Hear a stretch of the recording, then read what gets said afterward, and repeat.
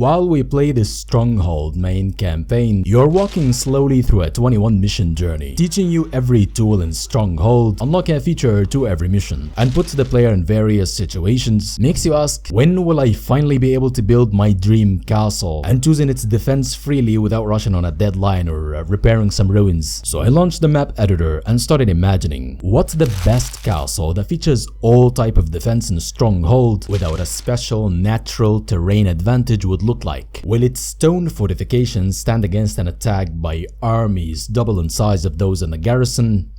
Today we have battle, so welcome to Strong Fort. First and most important building in the castle is the Lord's residence, which is the keep. Around it there are some farms close to the granary, as the European lands are fertile. This makes the castle self-sufficient without the need to getting outside the walls to deliver food from dangerous places. The castle wasn't built to block armies or host more than a couple hundred soldiers, but it was constructed strategically to hold a specific piece of land and mark the political rule of the state. A military base that can protect melee troops within its walls and also fend off any attacks with different types of projectiles. The stone curtain walls are the main layer of defense, with towers strategically positioned and shaped. Our castle should be opened at least from two fronts to control the roads and the landscape, so I like to use both methods of building a gatehouse, one with towers and one with a stronger foundation. Or of course, with artillery towers ready to counter any siege engine's fire. And we have the military quarters protected inside the protection of the castle and providing more security to the keep. As I finished building the castle's main defenses, I resumed building its inside, positioning the farms and other essential buildings. After that, I started digging the moat. Having an artificial river around this stone castle can significantly reduce the effect of any attacking army. Even when the enemy rush to fill the moat, that will give the garrison more time to shoot them. And here is our ideal European castle complete.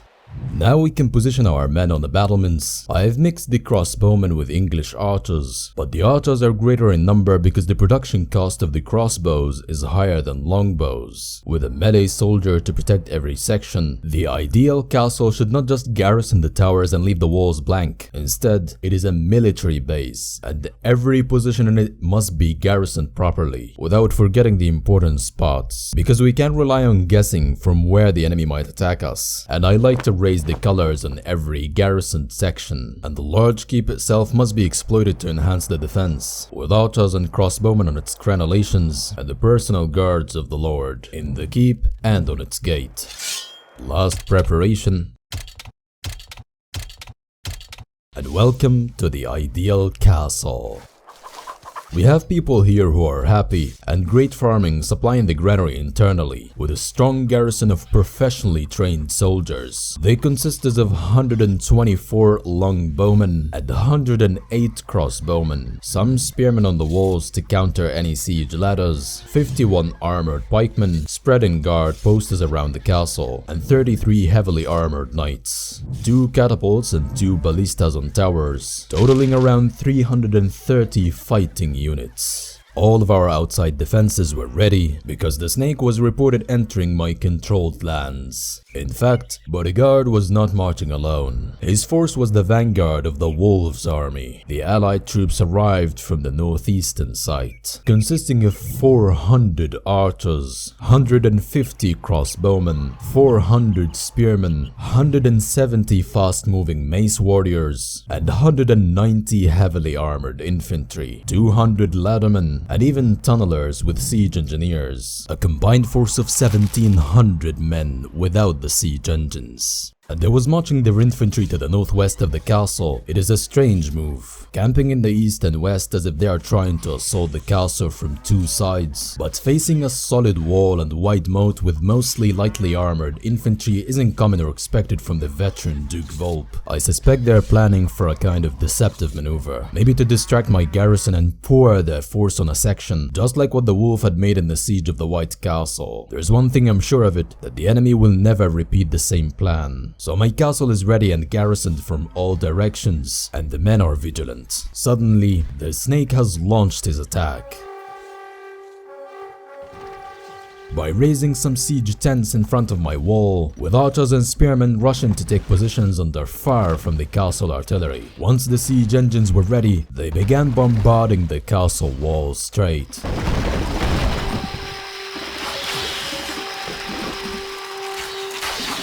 And the archers were exchanging arrows with the garrison. While they were on flat ground under fire from high walls and towers, they couldn't survive the assault, and most of them fell in the battle.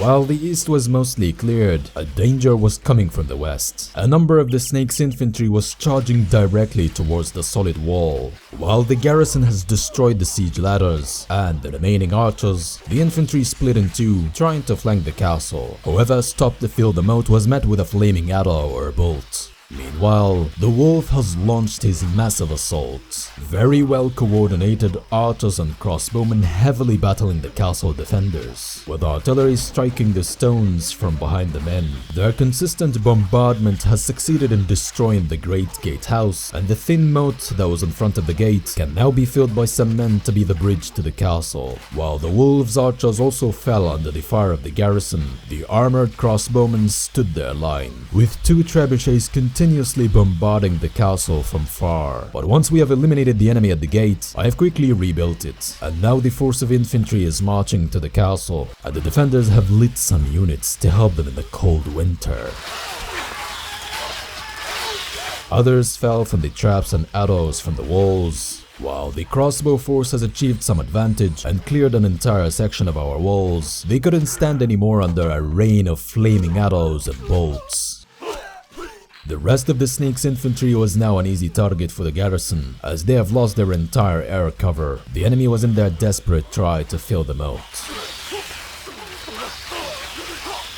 Meanwhile, the terrible sight of the gatehouse that collapsed for the second time under trebuchet bombardment was now followed by the stream of enemy infantry. While we still had a ranged garrison on the walls, but the heavily armored guards were the ones who could intercept and delay the charging infantry. As the metal clashed, a brief fighting was ensued, and they were successful with minimal losses. However, there was a more strongly armored force, some of whom were hesitating to enter the hail of arrows, and the cavalry was charging ferociously. But they were easily cut down by the infantry supported by the defenders on the keep. Other troops had no choice but to face their fate trying to reach the castle. They could make it, but now our full force was focused and poured on every man daring to enter the castle. More heating for the winter.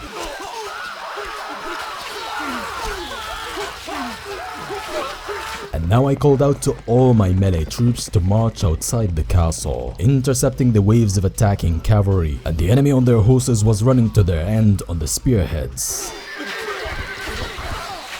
My force of infantry now advanced towards the attacking enemy, and the long halberds were very effective in dismantling the mounted troops, and their horses wasn't have any advantage against the superior pikesmen. We have destroyed all of the enemy equipment, and their armies fell.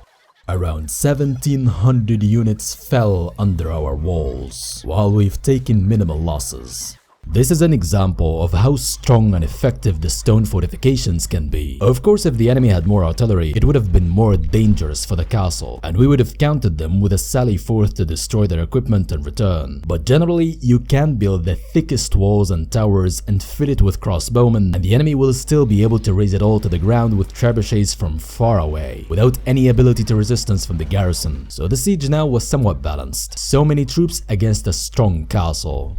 Now I have some good news. Stronghold channel has reached its first 100 subscribers. Welcome to you all, and welcome to you who will subscribe now. And let's reply to some comments you have written on the previous video, building a castle from an artwork and play a siege. Amirin says, the way you turn a normal attack to a story is very great, and it makes me wonder what will happen. I wish to see Alamut Castle in your next video. Thanks friend, your suggestion is considered. Al-Moat Castle that Amir talks about about was the first headquarters castle for the Hashashin or assassins Assassini, built on the mountains of Persia, modern Iran, and it was a natural formidable fortress. But the Mughal was destroyed it mostly in their invasion in Persia. For now we have only some mountain ruins and some fancy artworks trying to imagine the age of the Hashashin, so we may try to inspire some and build it in a Stronghold game. Thanks for your comment. Peter Back says, great video, I'm counting on more castles and better regularity. I'll be watching you. You're creating something that every fan of the Stronghold series would look like to do at self, but they can't.